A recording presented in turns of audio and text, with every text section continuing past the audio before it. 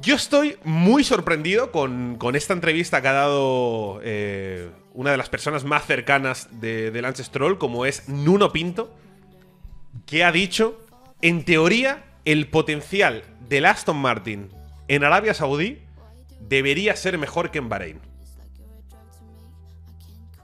Recordemos una cosa, lo que se deslizó después de los test de pretemporada en Bahrein y después de la primera carrera es que el Aston Martin tiene una gran fortaleza en tracción, es decir, a salida de curva lenta. Era donde el Aston era más rápido que el resto de coches.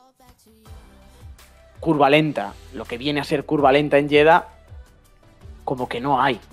Como que no. Como que es el circuito con la media más rápida del año. Sí, más que Italia, por ejemplo, o Bélgica. Entonces, a priori, por muy aficionados que seamos a Aston Martin y por muy ilusionados que estemos con Aston Martin, esperemos en Jeddah lo que pasó en Bahrein. Para mal, no para bien. Ya, es que… Claro, el tema es… hasta ahora, porque solo íbamos una carrera este año, entonces también quizá dentro de 3-4 carreras decimos, no, era al revés. Que es una cosa que pasaba mucho en 2021, ¿te acuerdas? Que este circuito es Mercedes, y durante el fin de semana decíamos, no, es circuito Red Bull, y al revés, ¿no? Que vamos aprendiendo sobre la marcha. Entonces, a falta de ver cuál es el punto fuerte y débil de cada coche, es lo que has dicho tú, el punto fuerte del Aston es degradación y curva lenta con tracción y por ende los circuitos que penalizan el desgaste de ruedas traseras, porque al tener más tracción, o sea, vas teniendo más tracción también porque las castigas menos y las cuidas mejor y a colación, está todo relacionado, a colación lo que estamos viendo en la degradación. Entonces, curva lenta y degradación. Punto débil, la velocidad punta. Punto débil fue la velocidad punta. ¿Qué hay en Arabia Saudí? Velocidad punta, asfalto nuevo y urbano, así que poco degradante, y curva rápida. Debería ser mucho peor, no solo igual, sino mucho peor que Bahrein. ¿Qué escenario me imaginaría yo a bote pronto? Ahora leemos las declaraciones de Nuno Pinto, pero a bote pronto yo me imagino un escenario donde Red Bull pues le pasa la mano por la cara a todo el mundo otra vez, pero que Ferrari está por delante y Mercedes también de Aston. Que Aston está, no sé si luchando con Alpine, pero sí cuarto. Sí. Cuarto, claro, no, sin opciones de luchar con Ferrari, que ya le costó en Bahrein.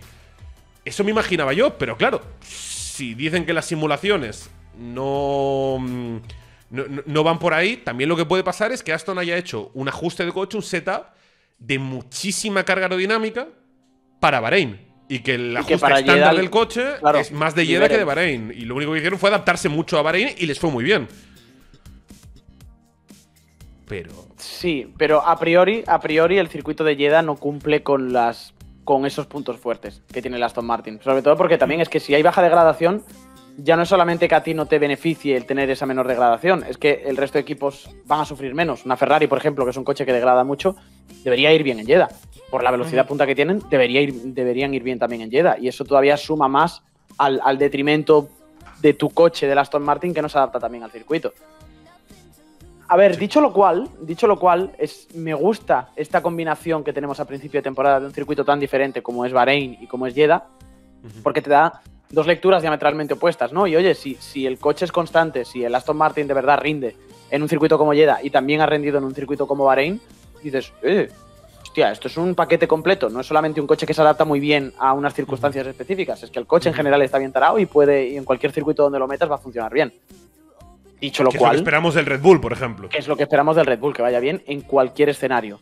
Dicho lo cual, sacando la bola de cristal, sin tener ni idea de lo que va a pasar en Jeddah este año, más aún con el asfalto nuevo, yo estoy de acuerdo contigo, Tom. Yo veo que Jeddah puede ser un Red Bull, Ferrari o Ferrari Red Bull, dependiendo de cómo vaya el tema de la fiabilidad, Mercedes y Aston Martin. Y luego ya el resto. Ya, sí. A ver, vamos a ver las declaraciones de Nuno Pinto, como digo, es la mano derecha de la familia de los Stroll. Y en el podcast ¡Vamos a hablar! Dice: hay que analizar la realidad de los números. En teoría, Bahrein no era el circuito más fuerte para el equipo en el inicio del campeonato.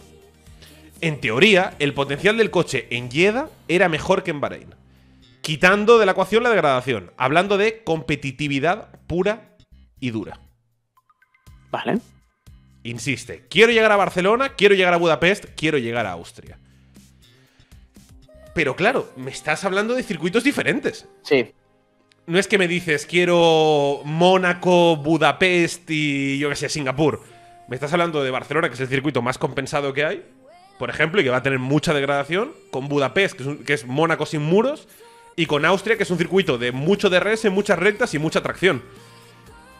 No son el mismo circuito, ¿sabes? No es que claramente tan trazado. No me estás diciendo, quiero ir a Italia, a México y a Estados Unidos. Y dices, vale, te priva el motor. No va por ahí, ¿sabes? Entonces, no sé si es que se ha confundido aquí el amigo Nuno, que teóricamente llega a la familia, creo que como preparador físico, fisioterapeuta y tal. O sea, tampoco le vamos a exigir que sepa ingeniería. Pero si lo dice, estará muy convencido, ¿no? O sea, para que le haya llegado hasta él ese convencimiento, ¿qué tiene que estar pensando en el seno de Aston Martin? A ver, no son el mismo circuito, porque no son el mismo circuito, obviamente. Sí que hay como un componente en común, ¿no? Y es que exigen mucho por diferentes cosas al neumático. Todos esos circuitos. Porque Barcelona, por ejemplo, y este año todavía más, este año en Barcelona, los neumáticos izquierdos, el delantero izquierdo, vamos a flipar. Porque la curva 3 es a derechas a tope. La curva 4 es también a derechas a tope. La 9 a derechas a tope. Y ahora la última curva, toda la zona del estadio y la última curva, la chicane, también a derechas y a tope. O sea, el neumático delantero izquierdo va a sufrir de lo lindo. Y Budapest es un circuito muy de muy de agarre mecánico, y Austria es un circuito muy de tracción, es muy rear limited, ¿no? Es muy limitante de la parte trasera. Necesitas que eso debería una parte bien. trasera muy estable, que eso le viene muy bien al Aston Martin, efectivamente. Entonces, ahí, o sea, ¿qué circuitos le van a venir bien este año a Aston Martin? Pensando en las características que tiene su coche. Vamos a decir Barcelona por la degradación de neumáticos, que suele ser bastante alta. Mónaco, Budapest, sin duda. ¿Vale? Austria, Mónaco, sin duda. Singapur, sin duda. A ver qué pasa con Bakú, porque el segundo y el tercer sector de Bakú podrían ser muy Aston Martin. Por lo menos para clasificación. En carrera ya veremos si puede competir, pero sí. Silverstone. Sí. Cuidado en Silverstone, porque es verdad que es más curva rápida y ahí, pero igualmente Silverstone también tiene una degradación de neumático bastante alta, siempre suele ser bastante exigente. ¿Qué circuitos pueden ser malos? Un Spa, dependiendo, sobre todo primer parcial. México. Debería ser Jeddah. Debería ser Jeddah, pero. Y debería ser Jeddah. Eso es. Debería, pero es que ya no entiendo, ¿sabes? Sí. Entonces, a ver, a mí me parece muy optimista, la verdad. Pero la conclusión es esa: que si Aston Martin cae un poco en el rendimiento en Arabia Saudí, estaría dentro de lo normal. Si por la razón que sea el rendimiento puro del Aston Martin, porque aquí dice sin contar la degradación, o sea, la degradación es un extra. Sí. Si el rendimiento puro del Aston Martin te va para un podio por rendimiento propio en Bahrein y luego en un circuito diametralmente opuesto como Arabia Saudí, también para luchar ahí, es que el coche es mucho más serio de lo que parece. Sí, absolutamente. No solo está para luchar, sino que se va a merendar a Ferrari y a Mercedes, si en todos los circuitos está ahí delante. Absolutamente. Y que aparte va a ir evolucionando, que decían que esto es solo una base y que va a ir evolucionando. Entonces, tengo muchas ganas de que llegue la semana que viene el Gran Premio de Arabia Saudí, porque si por la razón que sea lo vuelven a hacer, se nos va a venir un año muy cargado de éxitos y de podios y ya la 33 podrá caer, la 33 acabará cayendo, o sea, no va a ganar Verstappen todas las carreras ni Checo todas las carreras, ¿sabes? O sea, Red Bull no va a ganar todas las carreras de este año. ¿Y cuál es el primer coche que está ahí encaramado para conseguirlo? Es el Aston Martin. Claro, tiene muy buena pinta. Hay una cosa que dice Lucho que es muy interesante, ¿no? Y esto es que hay veces que me da la sensación, no sé si os parece lo mismo, chicos, que la Fórmula 1 es tan compleja que a mí me llega a un punto que también me sobrepasa un poco, ¿eh? Porque todo depende mucho de qué ángulo lo mires y cuánto valor le das a cada parte de la ecuación, ¿no? Porque Lucho decía en el chat, bueno, el Red Bull de Vettel no tenía nada de punta y se paseaban todos los circuitos. Incluso en Italia y demás. Sí. Claro, depende mucho también, o sea, acordémonos del Gran Premio de Italia del año pasado, que Verstappen cede la pole a propósito por ir con un ala en contra de lo que debía ser Italia, un alerón de más carga aerodinámica. Tú dices, pero si Italia es velocidad punta, ¿por qué estás priorizando carga aerodinámica?